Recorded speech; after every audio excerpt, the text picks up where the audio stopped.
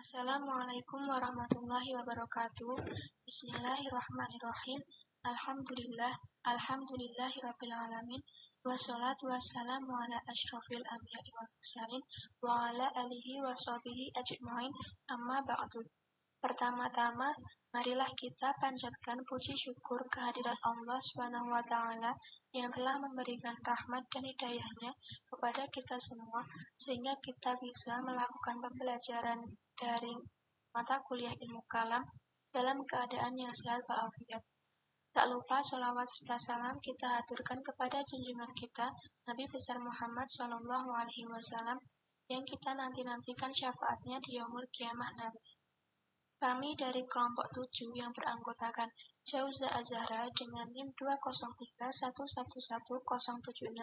dan Yanis Naura dengan NIM 203111090 akan mempresentasikan hasil diskusi kami mengenai salaf dari Ibnu Hanbal dan Ibnu Taimiyah.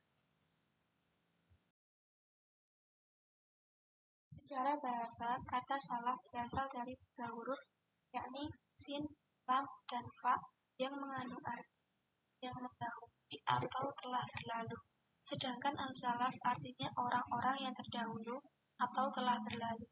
Dalam fikih, al-salaf adalah sebutan untuk orang yang pendapatnya diikuti dalam persoalan agama. Dalam mazhab Hanafi, kata al-salaf digunakan untuk sebutan ulama yang hidup di antara zaman Imam Abu Hanifah sampai Muhammad bin Al-Hasan.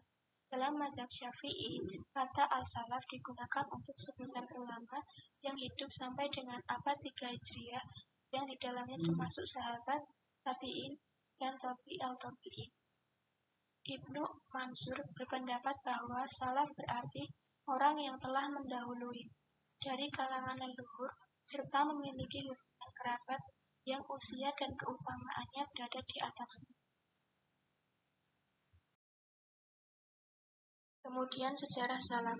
Menurut Harun Nasution, Salafiyah mulanya dari Imam Ahmad bin Hanbal yang kemudian ajarannya dikembangkan oleh Ahmad Ibnu Taimiyah dan disuburkan oleh Imam Muhammad bin Wahab sehingga berkembang dalam dunia keislaman. Namun teologinya sudah bercampur dengan kelogikaan. Menurut ensiklopedi dunia Islam modern, generasi salaf berisi 3 generasi muslim pertama. Mulanya dari abad pertama, yakni sahabat Nabi Muhammad SAW sampai Anas bin Malik. Kemudian dilanjutkan pengikutnya atau tabi'in, lalu dilanjutkan lagi tabi'al-tabi'in. Pada mulanya, salafi atau salafiyah ini hanya sebatas paham yang dianut oleh pengikut Imam Hanbali, yang kemudian pada tahun ke-7 Hijriah, paham ini semakin terkenal.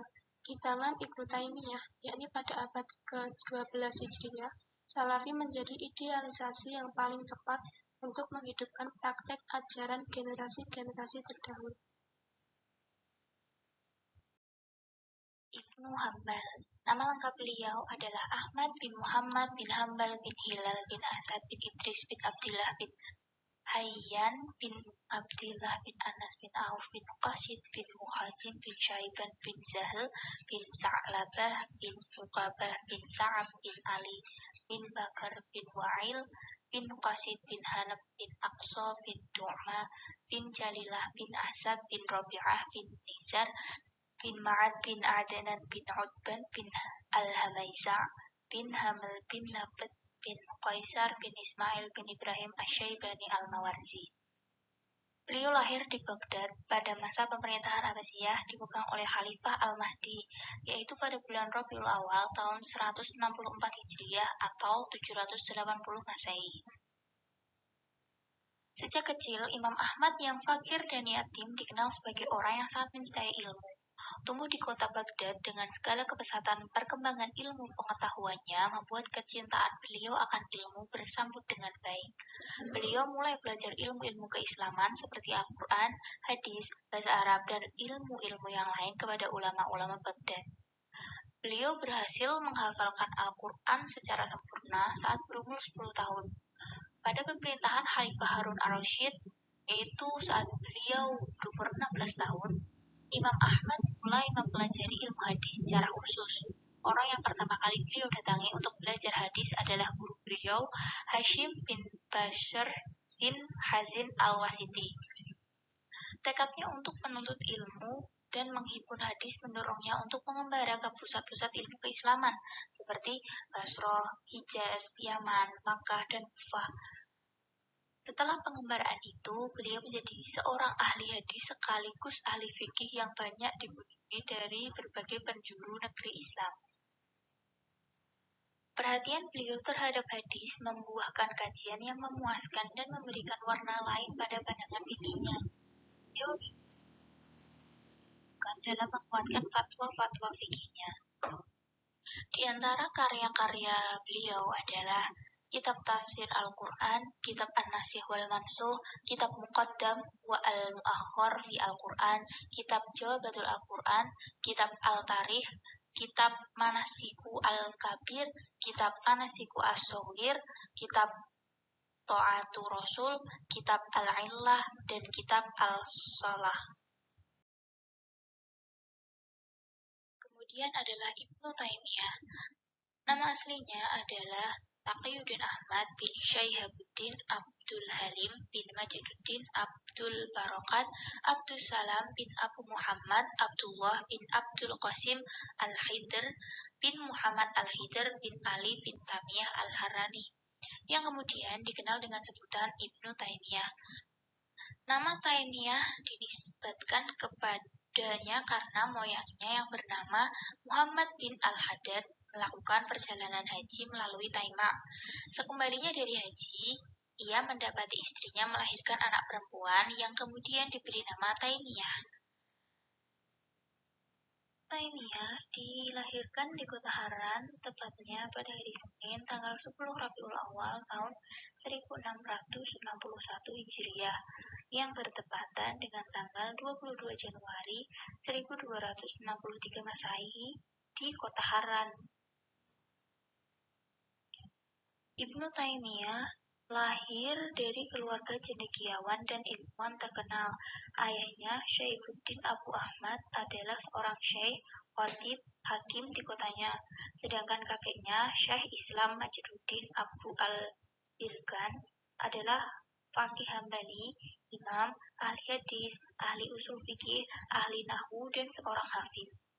Pamannya bernama Fahruddin, terkenal sebagai seorang cendekiawan dan penulis muslim ternama. Ibnu Taimiyah mulai belajar ketika ia masih kecil. Berkat kecerdasannya, ia yang masih berusia muda dapat menghafalkan Al-Quran secara sempurna dan telah mampu menamatkan sejumlah pelajaran seperti tafsir, hadis, fikih, matematika, dan filsafat.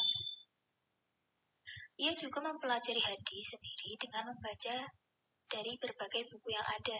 Ketika berusia 17 tahun, Ibnu Taimiyah telah diberi kepercayaan oleh gurunya Syamsuddin Al-Maqdisi untuk mengeluarkan fatwa. Pada saat yang bersamaan, ia juga memulai kiprahnya sebagai seorang guru.